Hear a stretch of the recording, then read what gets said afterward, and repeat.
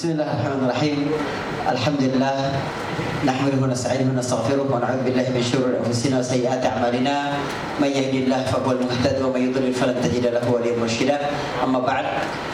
Saudaraku yang dirahmati Allah Subhanahu wa taala, Pak Ahyudin, ya, Pak Imam, subhanallah, Pak Ibnu, kemudian Ustadz Fadli, kemudian Mas Adrian Maulana, alhamdulillah, serta undangan yang lain. Saya bahagia sekali hari ini bisa berada dalam satu forum. Kita melibatkan Allah dalam bisnis kita. Ini orang-orang yang benar-benar tahu bahwa kepada siapa kita ini menitipkan harta kita.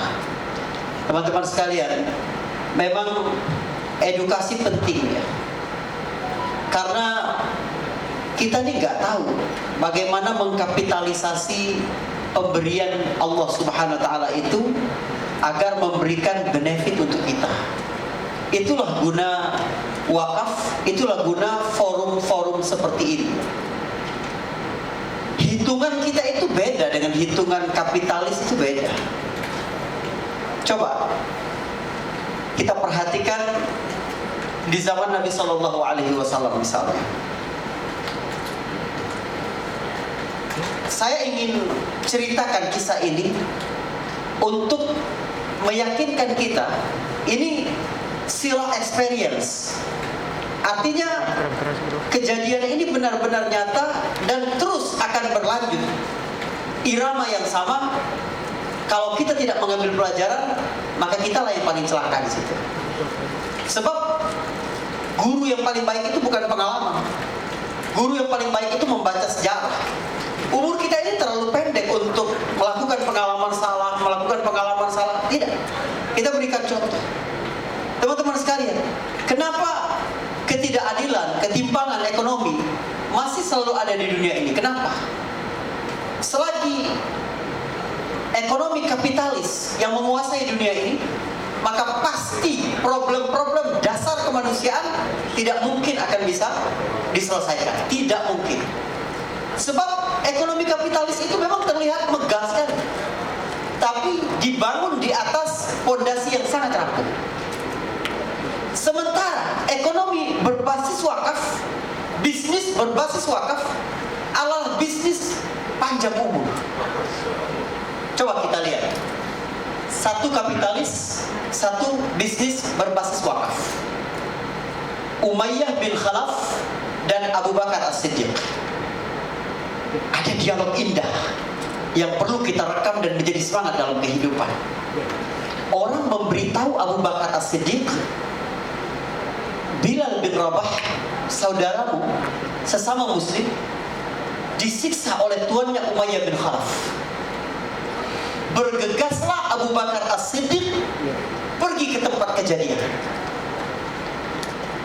Umayyah bin Khalaf kenapa menyiksa Bilal bin Rabah? Karena mengikuti Nabi Muhammad SAW. Apakah semangatnya adalah ideologis? Tidak. Ini semangat kapitalis. Elit di Quraisy itu merasa terancam kalau sekiranya dakwah yang dibawa oleh Muhammad yang mengajak kepada kesetaraan sosial, ekonomi, hukum itu mengancam mereka. Mereka nggak mau. Mereka harus jaga kepentingan itu. Maka Umayyah bin Khalaf akan memberi pelajaran kepada yang lain. Kalau kalian mengikuti Muhammad dan aku punya kuasa untuk menyakiti kalian, aku akan menyakiti seperti Bilal ini disakiti. Datang Abu Bakar. Abu Bakar berkata, bebaskan dia dari siksaan ini, karena aku yang akan membelinya. Abu Bakar mengeluarkan hartanya. Kata Umayyah, kalau kamu mau beli ini, aku akan jual mahal. Berapa kamu jual? 5 auqiyah, kata Umayyah. 1 auqiyah itu setara dengan 28,349 gram emas. Jadi 5 auqiyah itu 28,349 kali 5. 141 lebih. 142, hampir 142. 14175 sekitar itu. Sekitar 150 juta harganya. kepentingan bisnis Abu Bakar mengeluarkan uang sebanyak itu untuk Bilal bin Rabah. Dan bukan membelinya untuk menjadi hamba sahayanya, bukan, tapi untuk benar-benar dibebaskan. Abu Bakar beli. Lalu si kapitalis ini menyakiti hati Abu Bakar dengan berkata, sebenarnya kalau kamu tadi beli, tawarkan 1 auqiyah saja, aku akan berikan. Nggak ada gunanya orang ini bagiku. Dia ingin menyakiti hati Abu Bakar, bahwa Abu Bakar akan merasa rugi 4 auqiyah, karena 1 auqiyah saja dia dapat bebaskan Bilal. Apa jawab Abu Bakar As-Siddiq? Ini yang ajaib. Abu Bakar berkata, sebenarnya kalau tadi kamu tawarkan 100 auqiyah, aku akan bayar. Saudara, Abu Bakar ini pedagang, hitung-hitungannya cermat. Tapi orang yang berbisnis di atas nilai wakaf, dengan hubungan yang tinggi kepada Allah SWT, tidak melihat aku harus mengeluarkan berapa dari hartaku, tapi melihat begitu ada kesempatan untuk memberikan sesuatu di jalan Allah SWT, aku akan berikan. Itu bisnis kita, dan itu nilai kita. Saudara, demi Allah rapuh ekonomi kapitalis itu, karena hitung-hitungannya begini. Kita, bapak-bapak, ibu-ibu sekalian, Anda dikasih oleh Allah SWT taufik, digerakkan hatinya ke sini, lalu mencari inspirasi apa yang harus diberikan kepada Allah SWT. Itu bukan kebetulan. Anda orang-orang pilihan. Karena Allah telah memilihmu, maka demi Allah pilihlah Allah. Hari ini pilih Allah. Ini orang mukmin. Kita cara kita, kenapa ekonomi ini rapuh, lalu berusaha para ekonom dunia itu memperbaiki, namun rapuh lagi. Kenapa? Karena ekonomi kapitalis, begitu ada masalah, yang diperbaiki adalah aspek teknisnya, namun prinsip dasar dan filosofinya tidak diperbaiki. Sama aja bohong. Itu hari ini kita datang ke sini nih untuk membangun tanah yang kuat itu, infrastruktur Singapura itu, ya. Kenapa ekonomi mereka itu menjadi lebih kebal di ASEAN itu? Karena landasannya itu kuat. Semua jalan di Singapura itu bisa landing pesawat Boeing semua. Kuat sekali. Dasar ini penting sekali. Jadi ekonomi kapitalis dasarnya apa?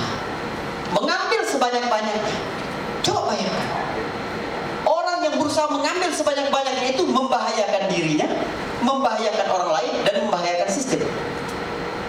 Itu terbukti dalam urusan apa saja, mulai dari urusan makanan, keuangan keluarga, keuangan pribadi, atau bisnis. Tapi bisnis yang berkelindan dengan wakaf di atas prinsip zuhud, nah ini orang yang jarang tahu. Kenapa kita mampu memberi? Kenapa? Karena ada prinsip zuhud di dalam diri kita itu. Saudaraku, apa sih definisi paling sederhana untuk memahami zuhud dalam ruang waktu kajian yang sesingkat ini? Saya berikan satu definisi. Anda percaya dengan apa yang ada di tangan Allah lebih banyak daripada Anda percaya dengan apa yang sedang ada di tangan Anda. Itu zuhud. Zuhud itu bukan gak boleh kaya. Allah mengisahkan kepada kita kisah Nabi Sulaiman di dalam Al-Quran. Allah ingin memberitahu ketakwaan dan zuhud itu tidak ada hubungannya dengan kapital yang kamu miliki. Kamu bisa menjadi paling kaya, tapi kamu menjadi paling zuhud. Kenapa? Sulaiman mengajarkan kita bagaimana percaya dengan apa yang di tangan Allah Subhanahu wa taala.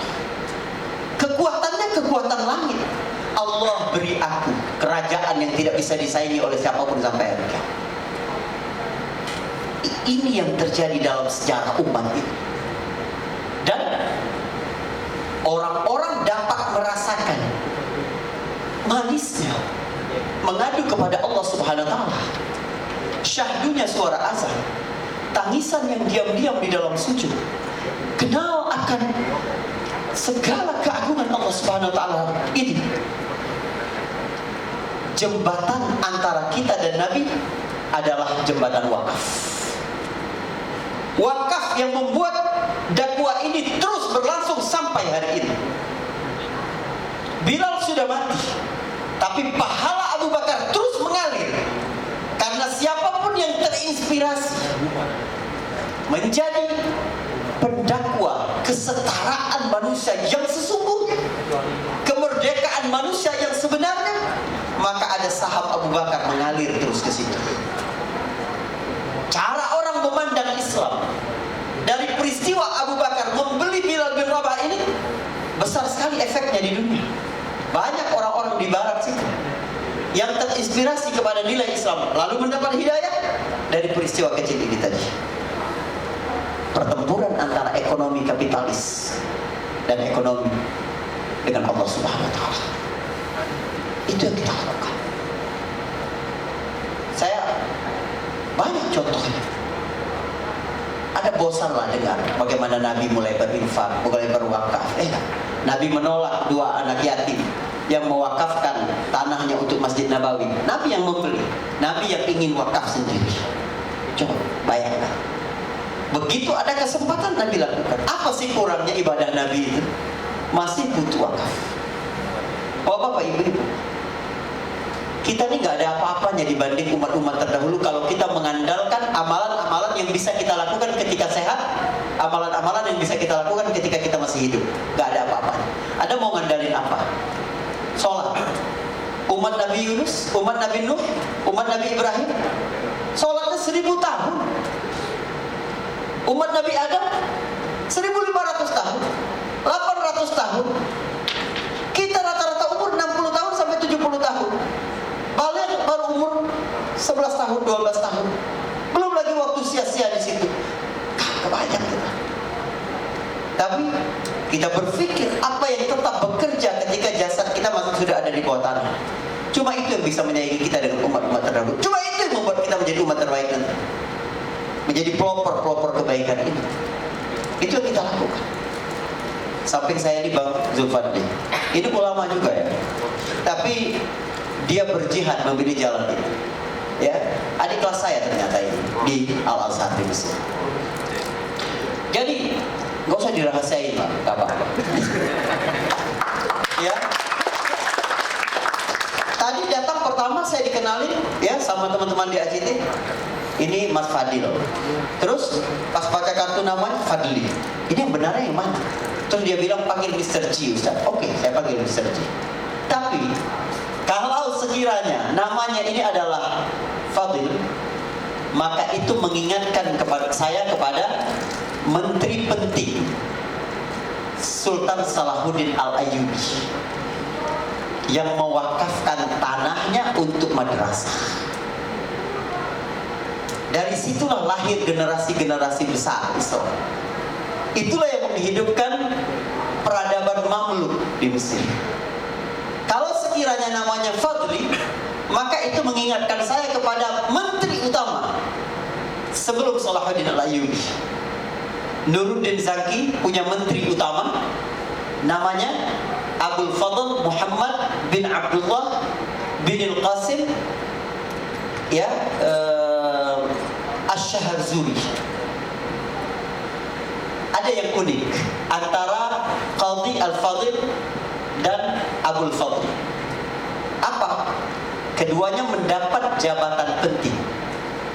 Abul Fadl ini menjadi menteri, menjadi duta, dan pengawas wakaf. Apa yang unik di sini? Artinya Sultan Nuruddin Zaki yang diberi gelar oleh para sejarawan sebagai Khulafaur Rasyidun ke-6, yang kelimanya adalah Umar bin Abdul Aziz, tahu bahwa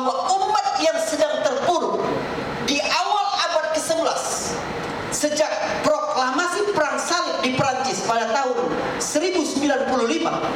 Lalu kemudian mereka dapat menaklukkan Al-Quds 4 tahun setelah itu, membunuh 70.000 kaum muslimin ketika itu. Dia tahu kebangkitan umat ini bukan hanya urusan fisik, tapi bagaimana kalau dana kelola wakaf ini dapat dikelola dengan baik. Maka pengawas wakaf setara dengan menteri, diberikan kepada Abul Fadl. Dan mereka ini orang-orang zuhud semua, ngasih makan orang itu. Ya kalau ada krisis, kalau ada apa, gak pernah kurang. Abul Fadl ini orang kaya, dari 1.000 dinar setiap hari. Subhanallah. Ini kebangkitan. Kemudian Quds dapat diambil lagi pada masa generasi setelahnya, Sultan Salahuddin Al-Ayyubi. Ini pada tahun yang lahir tahun 1137. Ini kan ekonomi umat ini dikelola dari situ. Teman-teman sekalian, apa yang membuat mereka ini seperti itu? Karena mereka tahu hubungan kekekalan energi di dunia ini bukan antara manusia dengan alam semesta, tapi ada tiga titik penting dalam kehidupan: dirimu, Allah, dan semesta. Kalau engkau mengandalkan apa yang ada di alam semesta, kamu menjadi semakin hina. Tapi kalau kamu mengandalkan Allah, Allah akan menundukkan seluruh alam semesta ini untuk kepentingan dirimu. Maka yang paling penting adalah trust pada apa yang ada di tangan Allah lebih dari apa yang ada di tangan. Itu.